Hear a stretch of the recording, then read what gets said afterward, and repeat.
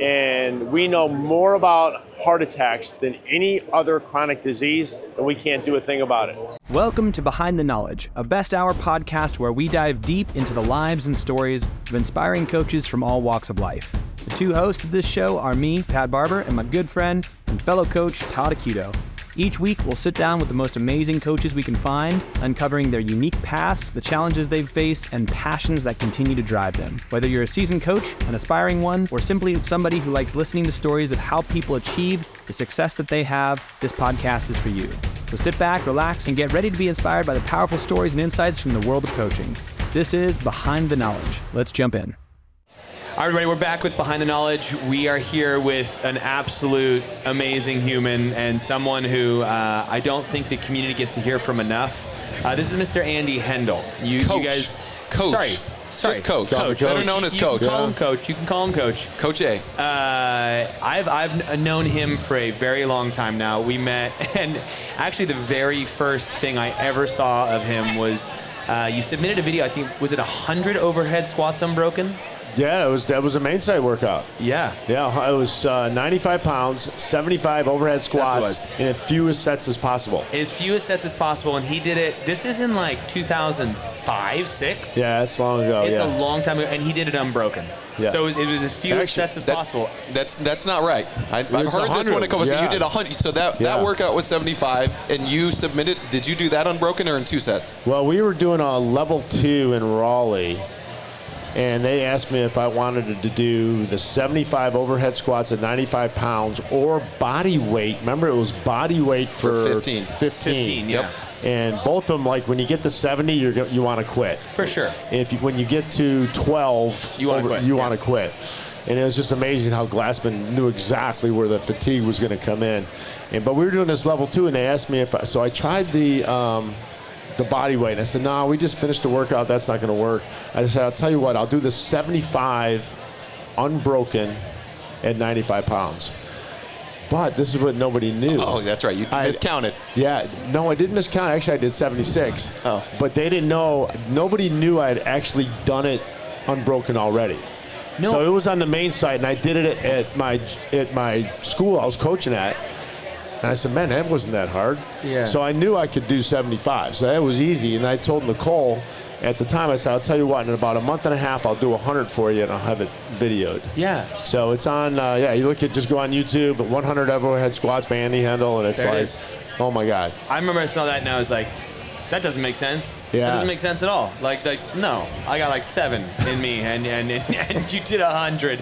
But beyond the stories, because we'll have so many stories. Yeah. Like this is a show about coaching and your coaching journey and like how you got here. So like, take it back to the very beginning. You're not a coach. Like let's talk about your history. Like where did you start venturing into the world of sport and the coaches you had along the way? If I asked you what's your coaching journey, say it to me. Well, my coaching journey first started with football. Football has always been a big part of my life, playing through high school, and actually it's probably since 9 years old.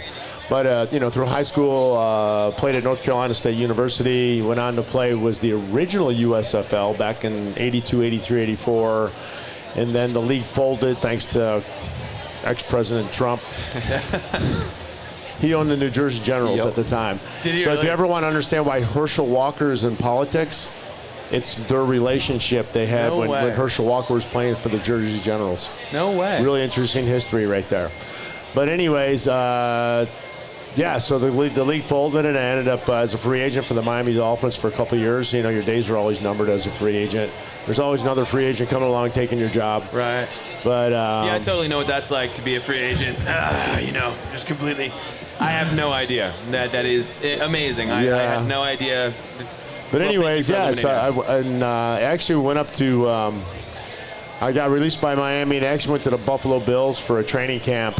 And you want to know when you know it's the end of your career or something like that. Yeah. Every place I'd been before that, I was always at the beginning of the line. Like I want to be first at doing this. Yeah. When you're like, no, you go ahead, and that's when you know it's time. I've had enough. So when I was up there, I was looking for the end of the line. Yes. And I said, man, I got to get. If you don't love it anymore, you got to get out. You got to get out. Got it. And I went back to school in the SUNY system. They accepted my hours to teach biology, general science, and that's why I have such an interest in CrossFit and the bioenergetics end of it and all that stuff. But I ended up coaching at a Division III school. So I just took a job, and the guy gave me the job. I said, why did you hire me, so to speak? Well, I know who, and he was like, it was really interesting. He's like, I know who you've been coached by. You've been coached by Don Shula. You've been coached by Pete Carroll. Pete Carroll was actually my defensive coordinator in college. He says, I know who you've been coached by. So if you can just be able to translate that to other people, we're going to be good. We're going to get something good out of this. What was the role? What were you coaching? So I was just going to be a defensive coach. So I was like a defensive linebacker. So I was a linebacker playing. Okay. And then before I had left there, I became the defensive coordinator. Okay. And just going from there. But it was it was very unique for me because I was able to take what I knew. I know how to win a starting position or how to practice. I knew how to do that, but I was also be able to translate that into the other players, into the players. And when you can do that, I think you get a style. First of all, you have a style, but you kind of start by stealing styles from other people. Absolutely. Like Pete Carroll was this crazy lunatic that he is still today, jumping around, slapping players. I mean, he knew exactly what he was doing, but he was that guy. And there's the the Shula type of coaching, and what you didn't want to be like, and then you kind of put your own kind of style and stink on it a little bit, and and then you just practice your trade just like anything else. But you got to start coaching somewhere, and I think that's why the translation in the CrossFit, it really, I always tell, it doesn't really matter what you're coaching. A coach is a coach, but you got to be specialized in what you're coaching. So my past 20 years and my journey is just learning as much about CrossFit as I can, so I can continue coaching something I love to do. It's not just CrossFit or it's not just football. I just love coaching and working with people. So obviously you kept coaching beyond that first school that you were at football-wise. Right. You went to a couple different places. Now, when and where did you find CrossFit? Well, before we get into that, I'm just curious. So back when you first started coaching, like that first transition from being the athlete to the coach, what was like? Did you immediately know what to do, or like was there things that you tried at first that were like, nah, that didn't work? Like what? Because I know my first coaching experience was eye-opening, so like tell me about it. Oh yeah, sure it is. It helps you to know what you're talking about, but man, I was scared as heck. When I first started coaching, like these kids really going to believe me? They're going to listen to me. What am I going to do when they defy me? Yeah. It's stuff like that. And I think it was a good start, but it takes a long time to develop the coach that you are and the coach that other people want to listen to. Was there ever a time where you like tried something and it just like fell flat? All the time. And it was. Can you remember any of them? Well, it's like I want to be able to do this on this defense with these certain players. I'm like, ooh, that didn't work out very well. We're not gonna call that defense anymore.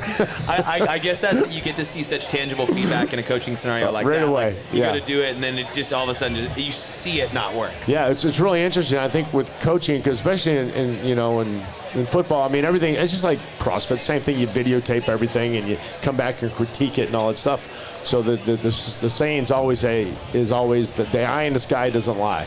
Oh, nice. And I remember coaching from the Division III, I went to 1AA at Western Kentucky University with a guy named Jack Harbaugh. So that's an interesting last name because you got John Harbaugh with the Ravens and you got Jim Harbaugh, who's now in the NFL also, the ex-Michigan coach. Yep. So I knew all those guys. But Jack Harbaugh, I caught him at a really good time. He was really good at coaching coaches. And I learned a lot about football through him. What made him good at coaching coaches to you? Yeah, what were some of the It was towards the end of his career. I mean, he listening to Jack Harbaugh. Remember his head coach when he was coaching at Michigan way back was Bo Schembechler. Okay. And if you go back in the coaching tree, who was Bo Schembechler's coach? It was Woody Hayes. So those are probably some names that anybody on this podcast probably has no idea who they are. If you're in tune to college football or football in general, you've heard those names. So, he's developing his coaching, and he, you know what I mean? It wasn't like he was running the defense. It wasn't like he was running the offense. I mean, his job, most head coaches, their job is to coach the coaches, talk to the media, and make sure everything's in place for everybody to have success. Yeah. That's a true head coach. Yeah. The coaches that are still coaching offense or still coaching defense as a head coach, it's always going to come to an end sooner or later. It's like that micromanaging thing. You're trusting your people to do the job. So it sounds like, this harkens very closely to some of the other conversations we've had of like, the examples were what led to other great coaches. So like you were under people who were great. You embodied some of their personal things, but they were also under people who were great. So it's just been this like lineage of passing on these traits. That's awesome. So back to his question. So once you get to that place where you've already done all the coaching, or like you've coached for a number of years and you find CrossFit, when was that and how did that process shift? Like, college coaching came to kind of an abrupt end. I was at a place where we kind of all got fired, and I had a lot of success, but it fell apart in Cincinnati. And I had moved my kids, Spencer, who's been a CrossFit athlete for a long time, and my daughter Andy, who's the king of double unders. And she is most definitely the original. She does backward double unders faster than most people do single unders forward. But so you stopped coaching football. Oh yeah. Yep. And so I stopped. So I said, man, I got to do something. So we moved to Charlotte and actually coached at a high school for 5 years. Okay. But during that 5 years, towards the end, they didn't really have this playbook for the upper PE program. Yeah. They didn't have this playbook. So I coached football as an assistant coach for the head coach, met him through recruiting in the school and stuff like that. But the upper school didn't have like a playbook. And I said, man, there's this really cool thing called CrossFit, and I want to bring it back as an upper school PE program.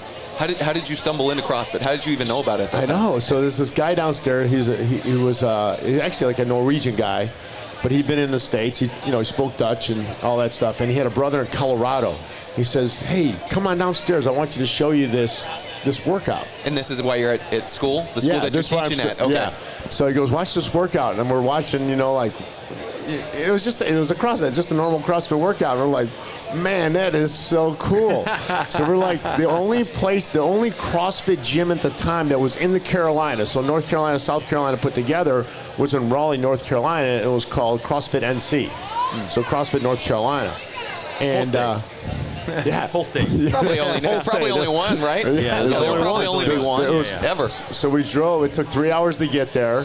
We stayed there for like 10 hours, man. We did like 10 workouts. I mean, we're like kids in a candy store. God, I was trying to climb a rope, and I'm trying to climb this rope, and the instructor's like pushing me up on my ass. John, you can do it. And then, so on the way back, there's only probably maybe 60 affiliates in the world at that time. Oh, yeah. And I'm like, the guy that owned CrossFit NC says, you should get an affiliate, and before somebody else does. Yeah, because there's only going to be one in Charlotte. Charlotte's probably only big enough for one. So we went back, and he gave me two. I can't even tell you how much the affiliate was back then. Yeah. But anyways, so we both put some money in. $250, right? Yeah, it was like, but he gave me $250. I had $250, so it was $500 at the time. That was the first tier. Yeah. And I did it out of my garage. Yeah, you did. And then the homeowners association, they didn't like that. Yeah. But anyway, so it did cause a little bit of friction at the school. As you do. So you took it to the school. You tried to get them into PE. Did they do it or no? They loved it. Oh, they did? Oh, okay. Man, it was like wildfire. Like the first class never knew what the workout was. But, man, they'd be at the lunch table, and it's like, what's the workout today? What's the workout of the day? And that was the kids, or that was the faculty? That was the kids. Oh, that's awesome. The kids loved it. Oh, yeah. And then, and the PE director brought me in one day, and he goes, man, I heard you're trying to make kids throw up. No, I'm not trying to. It's just happening. It's just happening. That's just the way this works. Right. And I said, look, I don't know what those kids have eaten before they come in here. I don't know how they slept last night. I said, look, we're not talking to the football coach right now when the kids are throwing up during two-a-days, are we? Yeah. I mean, why are you talking to me? And then there was this one incident, and you remember where you play volleyball with a wall ball? Hoover ball. We're playing Hoover ball, and I didn't have a wall ball, so I had a slam ball. What was it? A real sand ball, or was it a homemade one? Because I remember the days where you would cut the basketball open. No, this was a real one. Slam ball. Your affiliate had more slam balls, probably still does, than any affiliate on earth. That and GHDs. We got more, But anyway, so we say, hey, we're gonna play this Hoover ball because it's like, it's still a little bit. It's easier than volleyball. Then you can just throw the ball over net, catch it. It's exhausting. So one of my football players takes this slam ball. Remember, slam ball is just so much smaller, and the pounds per square inch impacted on somebody is so much higher than a wall ball. And this football player throws this ball. He just launches it like 20 feet in the air. And this thing's coming down. And this little girl, she's like, am I going to catch this, Did she wear it in the face? At the last minute, she jumps out of the way, leaves her foot out, and the ball hits her in the shin and breaks it in half. Oh, my gosh. Right. I mean, it was terrible. So that was the end of my career there. Anyways. So so they did that, and they're like, no more CrossFit at school? Right. No, they didn't sign. I couldn't resign. They wouldn't let me resign a new contract. Oh, okay. Yeah, and they got me on some other technicalities because that in itself wasn't firing causes, but that's wild. So long story short, so I start this affiliate on a home equity line of credit.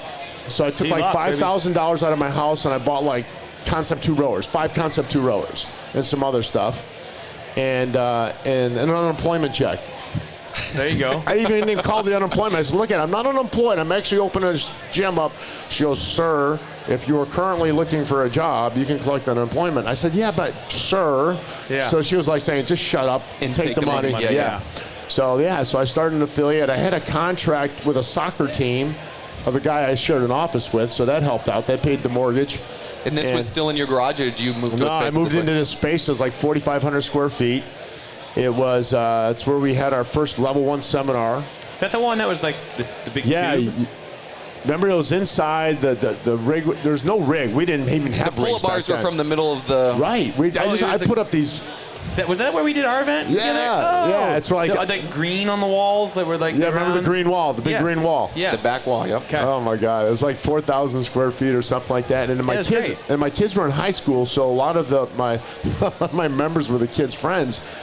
And they were nuts, man. They would come in and just do muscle-ups to warm up. Yeah. What year was that? What year did you open your affiliate, and then what year did you move into that building? 2006. Is when you applied and got your affiliation, started in your garage, and then you moved to that building or that space? Probably 2007. Fun fact, my first affiliate that I was a part of was that affiliate. Really?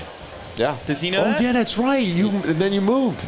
Yeah, I was there. I was working for bank at the time, which is headquartered out of there, and I was living uptown, so it was almost an hour drive to get to your place. So I remember coming and being like, hey, I want to come to your gym, but I can only literally like come on Friday night and Saturday morning because you guys weren't. No, you were open on Sundays. Yeah. And so we worked out some deal, right, to where you let me do that. Friday nights I would come, I would work out. Saturday mornings I'd wake up first thing and I would get there for your 8 a.m. class, and I would just stay until everybody left at noon, and then Sunday I'd do the same thing. I remember Crazy. That now, yeah. We had our first seminar. It was like, remember, there'd be like a seminar like every 3 months somewhere. Yes. It's just one seminar. Oh, yeah. And I remember we did one in like 2007, and this car pulls up, and 4 people get out: Glassman, Castro, Nicole Carroll, and Tony Budding. And then, were you in the same? I was there. Yeah. And then Pat walked out, and I didn't really know who Pat was. And understandable. They had put this workout out there called Christine, which was you had to row 500 meters, 21 box jumps, 12 deadlifts at body weight. 3 rounds. And I watched it, and I'm like, and I said, who's that guy that did it on the main side? I mean, it didn't look that hard. It seems like a pretty slow time. I could beat that. It was a sub 10. I mean, you're like 9 something. Yeah. And I said, that workout didn't look too hard. And he was standing right next to me. And I didn't even know it was him. Wow. And they made me do that workout, and I freaking got crushed. It was awesome. I did everything I could. Yes, Pat's like, yeah, get under 10 minutes. I'm like, no problem. His body weight. It was a problem. Was easily double mine then. Yeah, so it was a problem. Very different deadlift. But it is still one of the most scariest workouts out there. It still is. It's the same potency. Every time I do that workout, it's like, oh shit. Well, what's funny is we did that workout, and then the next day we did a workout together that was GHD sit-ups. Wasn't it sit-up wall ball? Throwing it against the wall. Yes. That was the video I was referencing. I remember watching that with you guys doing that where it was like 50, 40, 30, 20, 10 or something like that, and you're throwing the medicine ball against the wall. This horse just mows through it. Well, of course, you had... At that time, 2007, 2008, if a gym had a single GHD that was impressive, you had 10. 10 of them, yeah. I remember how much we would do in your gym. I was just like, there were so many GHD workouts. I think you beat me by like 5 minutes on that. Like crushed you guys. Oh my god. Double wall ball is the hardest. I call it the 2-for-1s. 2-for-1ers. Yeah, that's what it was. It was 2-for-1 wall ball, and it was a med ball sit-up wall ball. So that's what it was. It was the squat in between. Yeah. That was a great one. Glassman's words. I did the original seminar in 2006 out there at Santa Cruz, the original gym, and it was a 3-day long thing. But I remember one of his lectures, he was saying, forget the kettlebells, get GHDs. You know, we used dumbbells for kettlebells back in the day. We never had kettlebells. Totally. What were they? Yeah. 70-pound dumbbells going like this. Yeah. Dude. I made a girl do that yesterday during a workout. It was awesome. She did a double day, and she came in later in the day, and she's like, I want to do it again. And it was Nate. And I was like, you're not using a kettlebell. And she's like, what? I'm like, yeah, you're using a 60-pound dumbbell. Get after it, girl. Yeah. And she did. She crushed it. It was awesome. So I'd like to hear now, so you open your affiliate, like your coaching journey. I know you've done a ton of stuff. You got on Seminar Staff. You passed one of the early versions of the L2, which grandfathered you in now to the L4. Mm-hmm. That was something that not very many people passed at that time. You've done so many things in the space, and I'll be honest, I remember back in 2008, I think it was 8 when I started at your gym, like coaching was very different in this space. And in fact, we'd come to your affiliate and it would be like, all right, guys, we always did the CrossFit warm-up.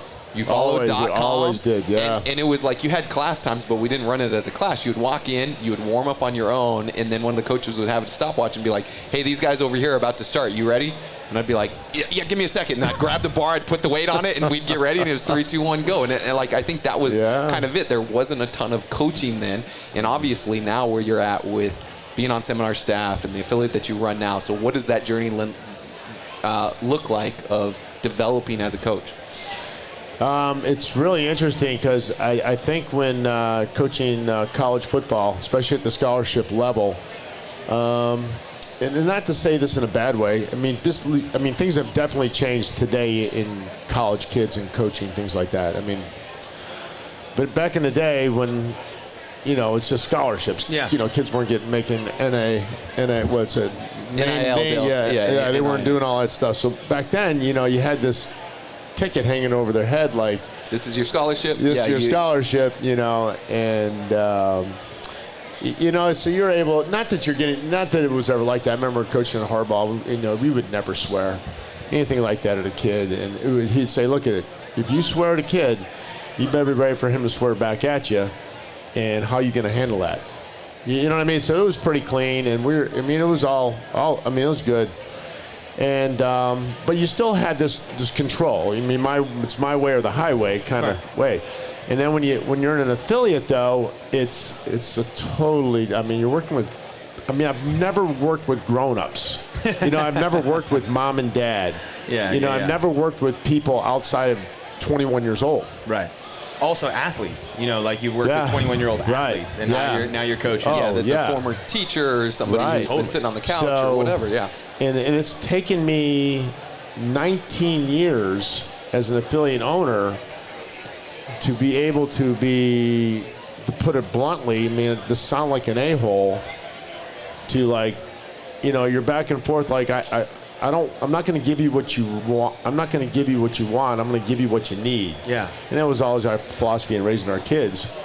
But it's like you can't I just think people want to be coached. Don't be a jerk about it. Right. You want to be coached hard. Don't be a jerk about it. Yeah. You know, so I've been able over the years to be, it's not a leniency, still expect the most out of everybody I have, but just understand and they might not be as good as I think they are. You know what I mean? Or they're not going to push it as hard. You know, and if I'm pushing you harder than you're pushing yourself, then it's time to back away from that. Right. You know what I mean? If I want it more than you, then it's time for me to back off.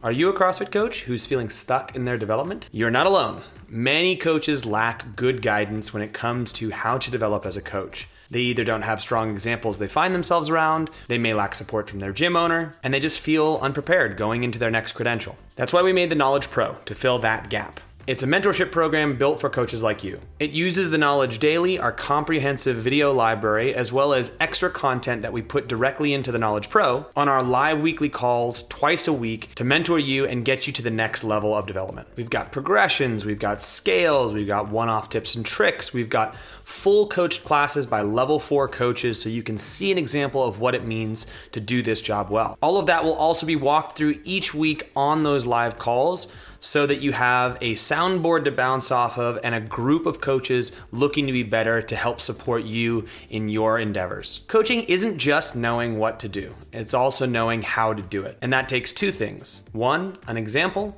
and 2, practice. Practice is on your end, you gotta go out there and do it.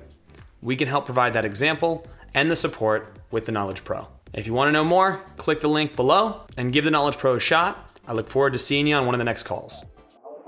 So we're back with Andy. We had an interruption yesterday, and it was it's been a day since finishing that conversation, but we have more to talk about with Andy. Talk about his story, talk about what's going on. He's gone through some amazing little journeys in the past, I would say, a couple years. Yeah, it'll be a 3-year anniversary come October.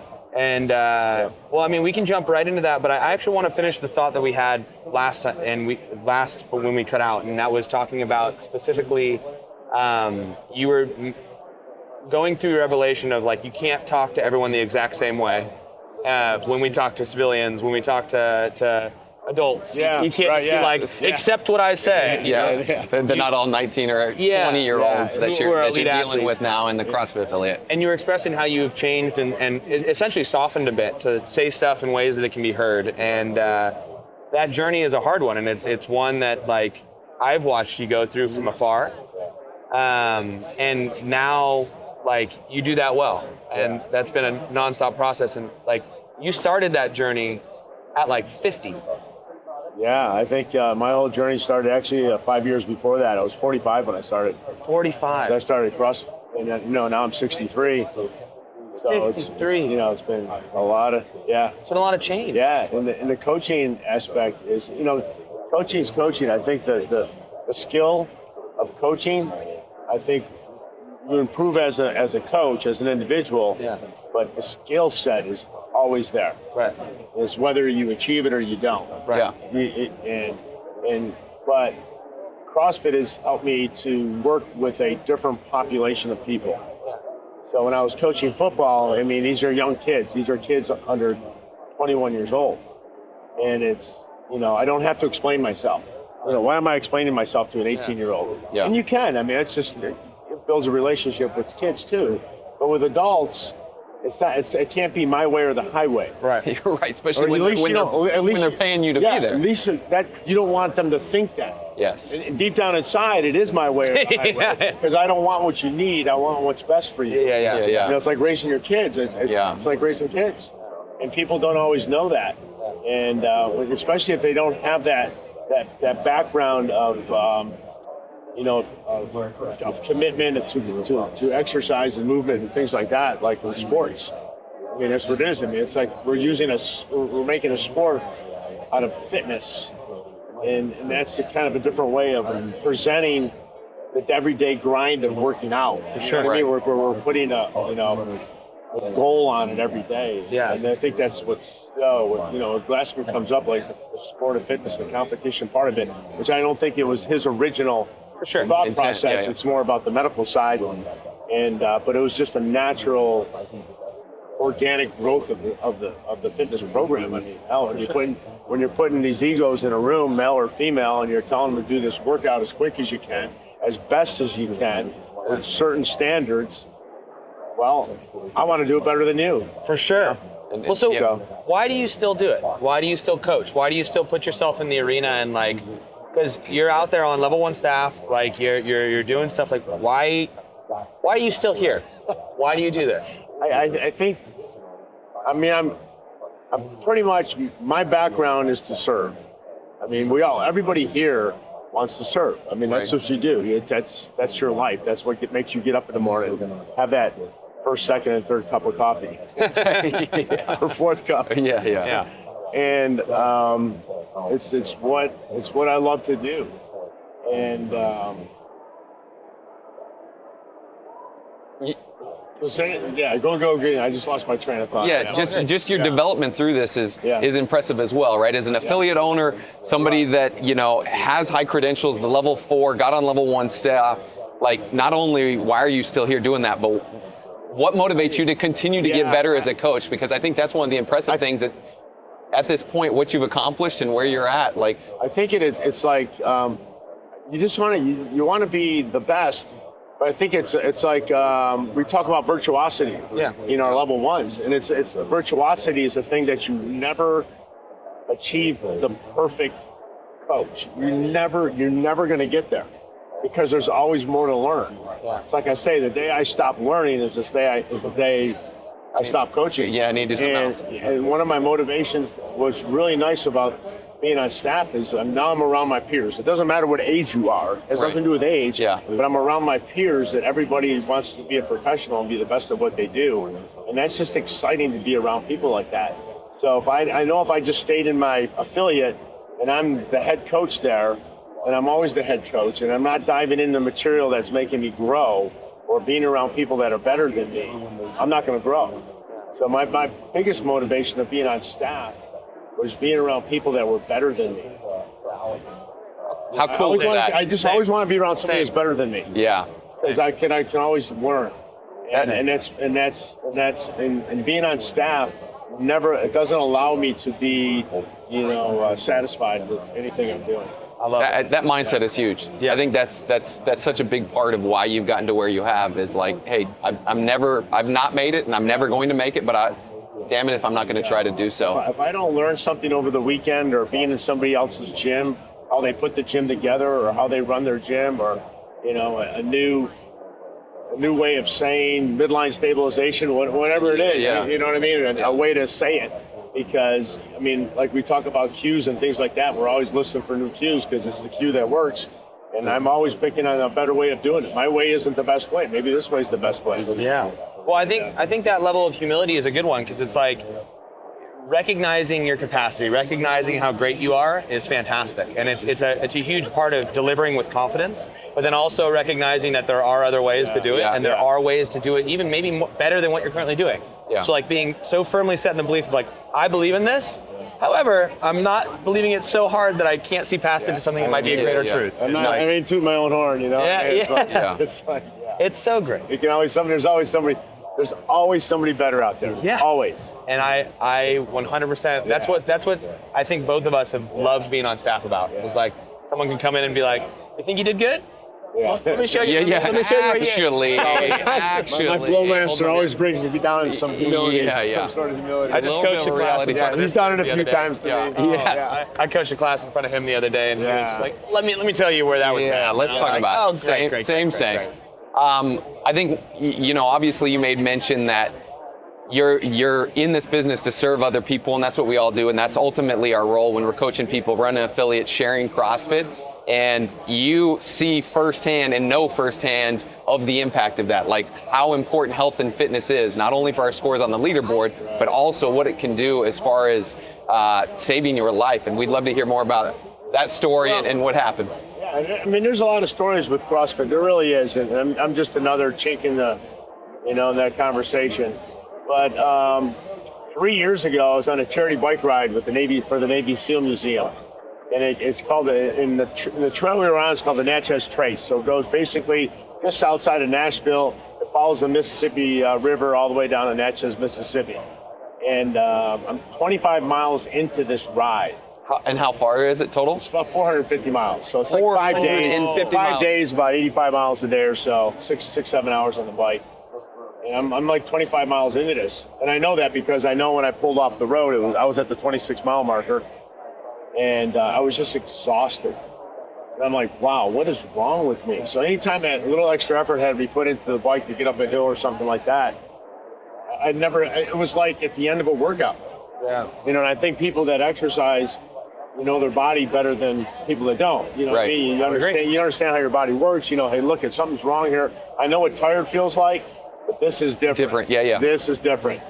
So I'd gotten off my bike. I laid it down on the side of the road, and it's a trail. There's no 18-wheelers. It's a cars. It's like a parkway, big historical route. And I lay down on this grassy knoll, and I'm just laying there, and I'm just like looking at the sky, and I'm kind of rolling a little bit. I feel uncomfortable. A couple of guys pass me up on the bike, and they say, "Hey, you okay up there?" And I said, "Yeah, I think I'm fine. I'm just catching my breath." Then it got weird, like an out-of-body experience. I didn't have normal chest pains. I didn't have things down. I didn't have any feeling down my arms or anything like that would have suggested something. I mean, who knows? I have no idea. I mean, it's really true. There's a statement that's out there. The first sign of a heart attack. You know what the first sign of a heart attack is? Death. 50% people die of a heart attack right away. That's their first experience of a heart attack. It's death. And so a couple more guys passed me up, and I said, "No, I think there's something wrong with me. I think I'm in trouble." The guy that comes up to me is a retired doctor and a priest. He himself is a retired doctor and a priest. Retired doctor and a priest. He's like, no matter what's going on, I got you. Yeah. You go, I mean, I'm here for you. I You're give you here, your blessing. I'm here for you. I can show you the path either way. Whoa, You know what I mean? that's legit. Whatever way you want to go, I'm going to take you there. And so from there, it gets really hazy. So a lot of the stuff I talk about now is what everybody tells me what happened. Yep. But I called up our support vehicles. I was able to call them up and say, "Hey, man, you guys got to come get me. I'm at 26, something's wrong." And then I'm going to tear up because I always tear up when I say this. And then I call my wife up, and I don't remember ever calling her up. And I say and I actually told her, I said, "I think I'm having a heart attack," but I don't know how I knew that. Right. And I said goodbye to her. Oof, freaking out. And then all I remember is the two guys carried me. And then by this time, the ambulance is there. All these people are all over the place, and these two guys walk me down the hill. And I get in the ambulance, and I feel a right turn, a left turn. I hear the sirens, and that's the last thing I remember for 4.5 weeks. Whoa. The last thing I remember.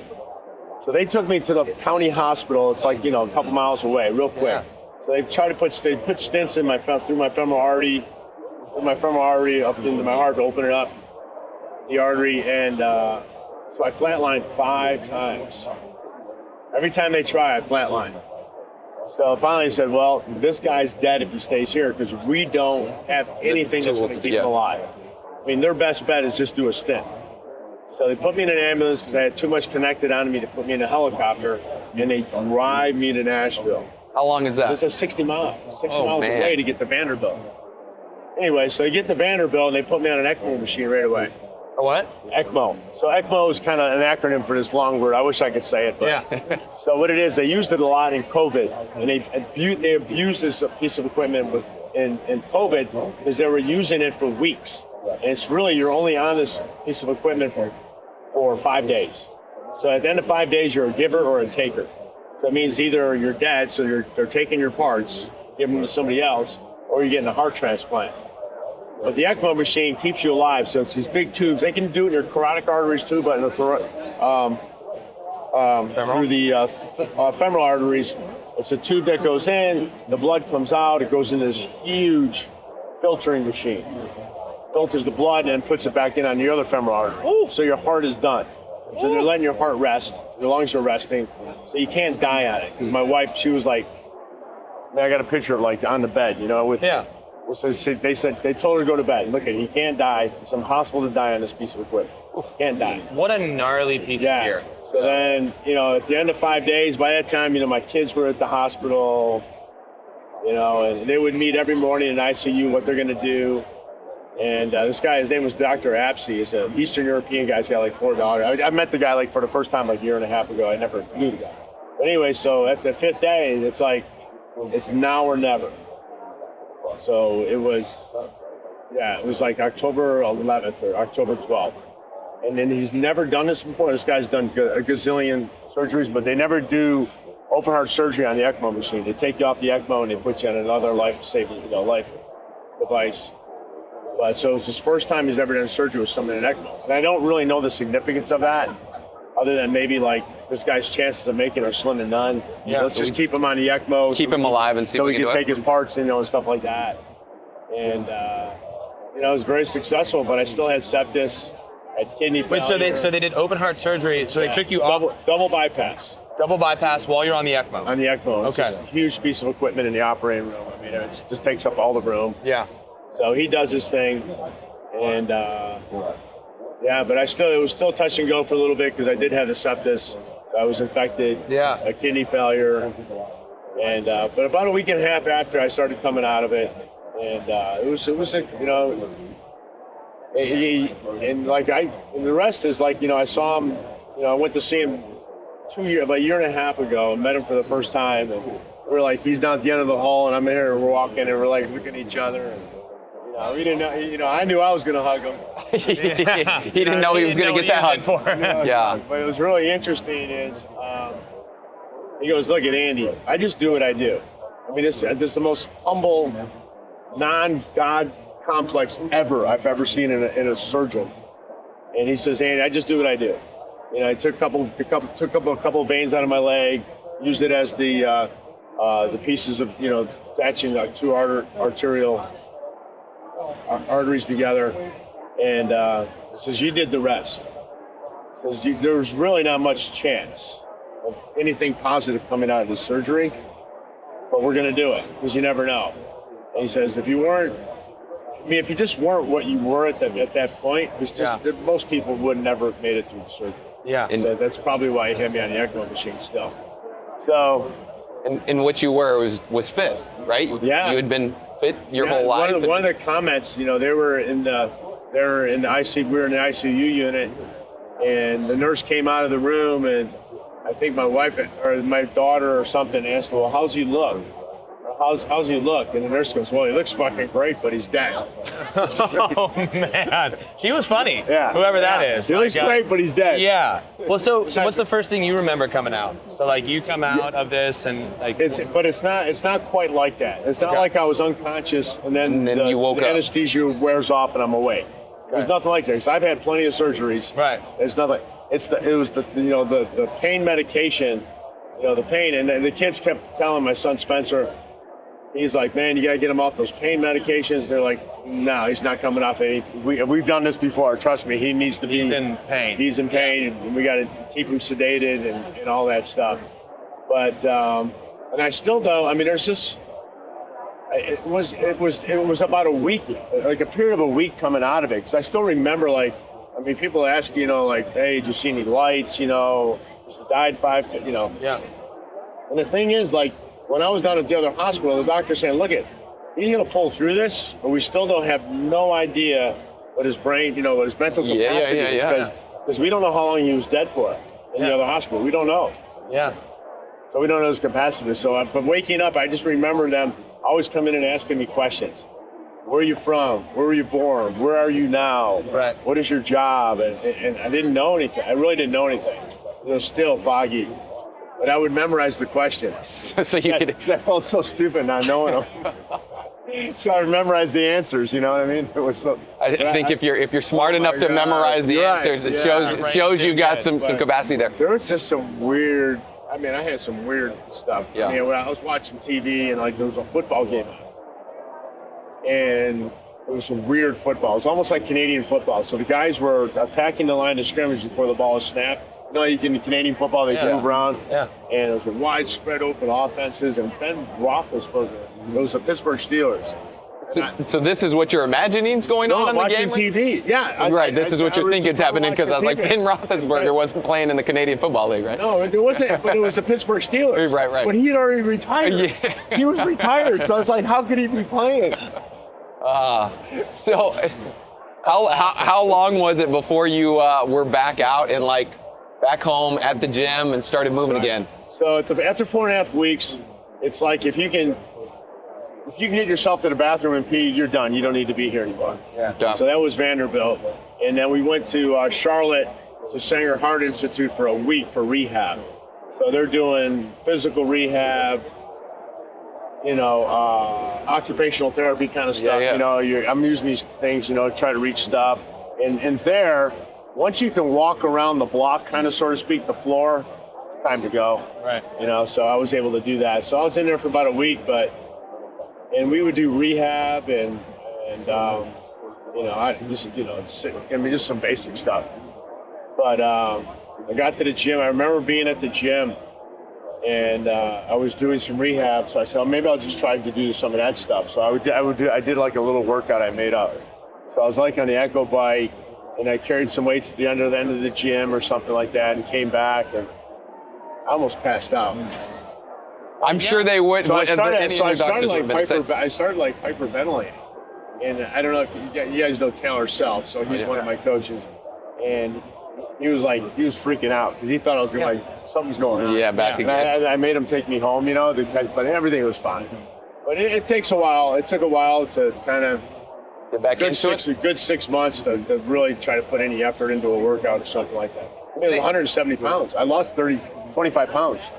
Well, dude, and now you're back to nearly where you were before. I know, like what was it, 2 months ago that we did a diesel day together, probably the hardest thing I've ever done physically. Yeah. A 24-hour nonstop work. Diesel day? Dude, and he's just like... You suck. We weren't in the same groups, and so I'm out on a trail while he's back at the house. And like when we're back at the house doing our thing, everybody's like just suffering, nobody's hardly talking. I'd be on the trail and I'd hear this guy's voice and he's laughing like throughout the night. I'm like, what are they doing over there? Why this guy, like... Unbelievable, and you're about to go and do the race that you did again now, right? So we're going to. So they asked me to do the Natchez Trace again. So again for the Navy SEAL Museum, and also doing it, I'm able to. I want to try to inspire as many heart attack victims, and that you still have a life. You know what I mean? You still have a life, and the people that. It's really interesting. It's like I just pulled out some pictures on my phone, and people always ask me, how's a guy like you have a heart attack? And I'm like, my camera's over there, but if I showed you a picture of me when I was 25 years old, playing professional football. Yeah, I always say between the ages of 18 and 28, I put on 50 pounds to play football. Well, that's not all great weight. Right. But if you understand what a heart attack is, and the beginning of a heart attack and the final, matriculation of the heart attack, it's 20 to 30 years in the making. Yeah. So all the damage I was doing to my heart was in the 20s. Yeah. And the damage is done. Yeah. You know what I mean? So by being in the shape I was in, that just gave me a chance to survive a heart attack. Right. That's all it does. Just gives you a chance to survive. Hopefully prolonged it. All the damage is done. Yeah. So every time I see now, and I see these kids and coaches saying, hey, you got to put on 20 pounds or you got to put on 30 pounds. And I'm like, it's not going to make you better athlete. Right. It's just going to make you heavier because they don't care how the weight comes. Right. No. You know what I mean? Well, yeah. So what's your view on life now? How are you viewing all this? Like, it's kind of like the beginning stages. I think like people say like, you were dead and then you're alive and you have a new lease on life and things like that. I don't think it happens that fast. yeah. You know what I mean? It's like, if you're a little bit of an asshole before, you're probably still going to be a little bit of an asshole afterwards. Hopefully a little bit less, maybe a little less. But every day, I kind of think of ways like, wow, that's what really happened to me. Yeah. That's, that really happened to me. And if there's because there's a lot of, I don't know, they're not correct thinking what a heart attack is. I mean, it's like, and I'm not a surgeon. I have a science background, so it helps me out a little bit to understand, how a heart attack happens over 20 to 30 years. But it's like, people, there's no quick fix. Yeah. This thing, like, we have heart attack and stroke is #1 killer. Yeah. In the United States, in the world. Yeah. #1 chronic disease. like Coach Glassman's 5 buckets of death. Chronic disease is like 80%. Yeah. And we know more about heart attacks than any other chronic disease, but we can't do a thing about it because it's lifestyle factors. Yeah. There's not a magic pill. Yeah. I mean, there's statins, but that you already have. If you're taking a statin, you already have atherosclerosis. Right. You already have the disease. Right. Now, whether you die of it or not, it's a whole different deal. It doesn't mean like they say, look, everybody's going to die with atherosclerosis. Doesn't mean you're dying of it though. Yeah. So I don't want to scare people, but I mean, you got to know what you're playing with. Right. And it doesn't do you any good to talk to somebody at 25. You can't measure that stuff on a 25-year-old. Right. You know how you find out you have atherosclerosis? You do an autopsy. Yeah. Well, fuck, you're not doing autopsies on live people. So most of their studies come from the kids that come back from the war. And they're dead. Interesting. So all those, an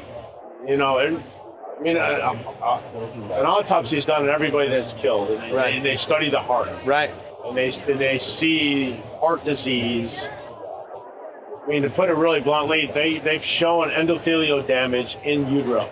Whoa. So endothelial cells are just cells that line the arteries in your whole body, so to speak, and they show damage in utero. Whoa. That's when does heart disease start? Well, as soon as you exist. As soon as you exist. Yeah. Wild stuff. Yeah. So, you got a son, you got a daughter. Yep. They're living a different lifestyle than you did at 25. Yeah. They're cruising, they're crushing like as people. What advice do you have for them? Keep going, or? Yeah, it's talking about health-wise. Yeah. I mean, my son Spencer. He's always. He's been in the game for 10 years. Yeah. He's decently fit. It's 15 years later since the games. Yeah. And he still stays fit. His wife, Erin. They both work for Reebok. She was in women's apparel now, and they live in Austin, and they work out every day. Yeah. You know what I mean? So they work out. My son, he saw me. Yeah. And that's just. You led by example. That's motivation. You know what I mean? He looked at me in the hospital. He's probably saying, because it's hereditary. Yeah. You know what I mean? So he just has to be very diligent. But he's never been that person that's put on that weight like I have. Right. You know what I mean? So. Yeah. And there's fitness is in the family. They learn from mom and dad. And, it's a way of life. I love it. It's a way of life for us. And, I love it, man. Obviously, so important, the example that you said, and then also what you're doing still at your affiliate and coaching people, and why that's so impactful, right? I think, I probably do more just by being there than trying to preach. Just sit there and always preach. I'm not a big. Yeah. I can't just sit there and preach. You have to lead by example. Right. That's it. And let your actions speak louder than your words. And just by me being there every day and working out, not to be naive, but I know it inspires a lot of people. 100%. Yeah. I love it, man. Count me included in one of those people, man. So awesome, dude. Yeah, this has been great. I gotta come visit Coach Charlotte again. Yeah. Where can people find you? I know you got a unique Instagram name. I know that, right? It's Coach Nine Toes. So, that's like a whole other podcast. Yeah. We can go into all my other surgeries. Yeah, we'll do that another time. You have 9 toes? I literally have 9 toes. One finally had to be cut off because it was infected. Okay. And it was like the second infection in it. And they had to remove the remaining bone that actually supports the pinky. So they said, we just got to cut it off. I'm like, what? So you don't have a pinky toe? Not my right foot. That is adorable. So I just go Coach Nine Toes. That is I'm trying to find the most unique one. Oh, there we go. That's he's up there. Hendel doesn't do it. No, I think Coach Nine Toes. Coach Nine Toes, CrossFit Charlotte. And that's 9 is the numerical. Yeah. There we go. Coach Nine Toes. Yeah. There it is. Well, thank you so much. Awesome, man. Enjoyed it, dude. Really appreciate it. Thanks for checking out this episode of Behind the Knowledge. Now, if you want help developing your coaching and to learn from us directly, check out the Knowledge Pro. There we host live calls with our coaches every week where we discuss content together and work on skills to improve our on-the-floor coaching ability. To learn more, you can head over to besthouroftheirday.com/theknowledge. And if you found this content helpful, we're going to be releasing new episodes every week, so subscribe to the podcast and share it with a friend. Thanks again for listening, and we look forward to seeing you again next week.